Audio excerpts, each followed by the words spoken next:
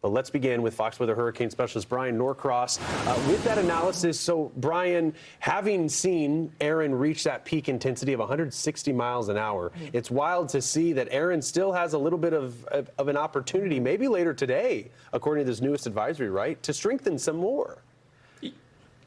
Yeah, and this is a completely different storm than the one that reached 160 miles an hour. That was a small, compact hurricane. This one is spreading out. It's more than double the size of that one, and it's going to end up being something in the 3 to 4 times the size of that 160-mile-an-hour hurricane before this is done. The most notable stat here, I think, in spite of the fact that it has increased in wind speed a little bit, is this slow movement. It's in the curve starting to move north, so it's losing the influence of the high pressure that was sending it to the west, and now it's being picked up by the dip in the jet stream that is going to get picked up and then will be accelerating to the north. So right now it's in between those and moving slowly. The pressure is down to 935 millibars. Now when you look at the satellite picture, it looks kind of disrupted in here. You don't see that nice clear eye. Let's look close up and see what's going on there. And we see a couple things. First of all, we see that the system is kind of jogging around, which it always does when it's in sort of a slightly disrupted process. What's happening here, the eye actually hasn't shrunk. The eye is 35 miles or so across, but some clouds are blowing over top of it. So when you look at it on the satellite, you think, oh, it's another pinhole eye developing. No, that's not happening. There are actually some hostile upper level winds. I say hostile, except that they're not really impacting the storm. The storm is so strong it's pushing back on them, but it is enough to kind of cloud up the eye a little bit. But the eye is still a good size eye. We'll see if it shrinks as we go through the day. Now, when we look at the islands and we look at this enhanced picture, we can kind of see those upper level winds. Look at this. See how it's kind of flat here? That's upper level winds pushing in this way, pushing some dry air against the storm. But the storm is pushing back and has enough oomph of its own that it's not going to be affected by that. Here we can see these bands on the enhanced satellite picture there affecting the Turks and Caicos here and the southeastern Bahamas. The National Hurricane Center actually analyzes that and says this is how big tropical storm force winds, 40-mile-per-hour winds or higher, are extending out from the storm. And there you see just brushing the Turks and Caicos right now, and that's why they have the tropical storm warnings in effect for the southern part of the Bahamian chain, and then they have watches in effect for the possibility of those 40-mile-per-hour or higher winds. Watch as we go forward in time. You see the Hurricane Center thinking still a little strengthening in this thing today as it begins to lift away slowly from the Bahamas as it begins to get picked up by that dip in the jet stream. Some weakening but expanding of the tropical storm force winds.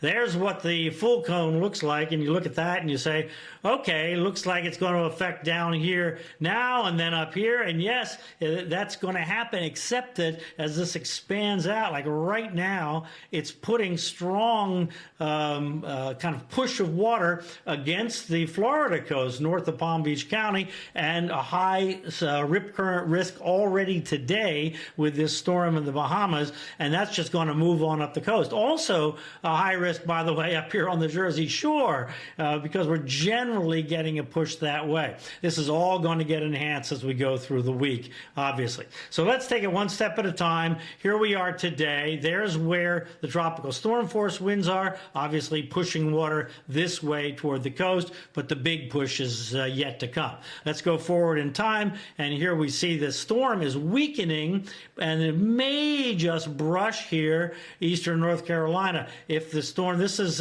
counting on the storm tracking right in here. Suppose it tracks over here, it's going to push all this into eastern North Carolina. So we'll just keep that in your mind. May get a tropical storm watch for that possibility, depending on how the models come out this afternoon, and see if they stay right on track. How confident are we in this? Yes, we're very confident, because all of the models, including the AI models, you see Google is blue and the European Center's AI is green, and these are all the European and GFS models. Notice they're all down the chute there between North Carolina Carolina and Bermuda. So we have high confidence about that. But this is the big deal here. The big deal is the energy in the water this huge circulation will put in the water. I like to use the analogy in a bathtub. If you take your hand and you push the water, you move a certain amount of water. If you take your whole arm and you push the water, you move a tremendous amount of water, and you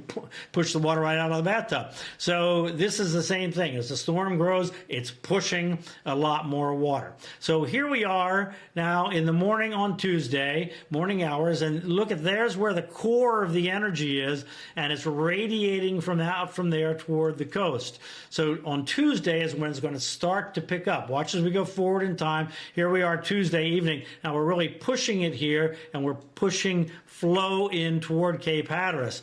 By the way, on Cape Hatteras, at the north end of Hatteras Island, there's a bridge called the New Inlet Bridge. Well, it's the new inlet because when these things happen, sometimes you create new inlets there and on the Cape and in other barrier islands. Okay, let's go forward in time some more. Look at the whites pushing toward the coast.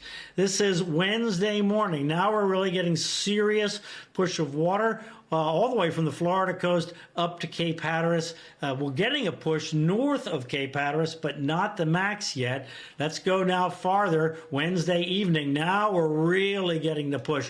This is midnight and pushing on north of the Cape, but against Hatteras Island. This is why evacuations are ordered there, because odds are high this is going to get cut off, Highway 12 getting cut off. And then we go to Thursday, and this is Thursday evening.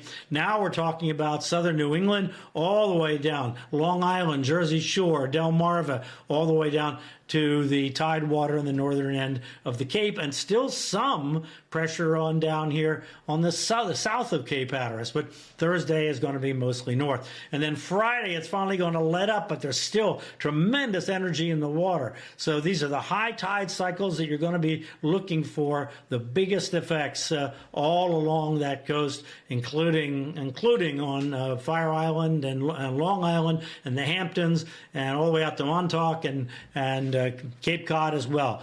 Everybody is going to feel this. It's going to be dangerous along the beaches this week. We'll be talking a lot more about that. All right, guys, back to you. Yeah, all the way until Friday that we'll be talking about, Erin, still. Yeah, right. It is wild to see. It's so far offshore, but has still triggered states of emergency for portions of Dare and Hyde counties in North Carolina. So we'll be watching. Brian, appreciate that analysis with that latest advisory from the NHC. Fox Weather specialist, Bryan Norcross.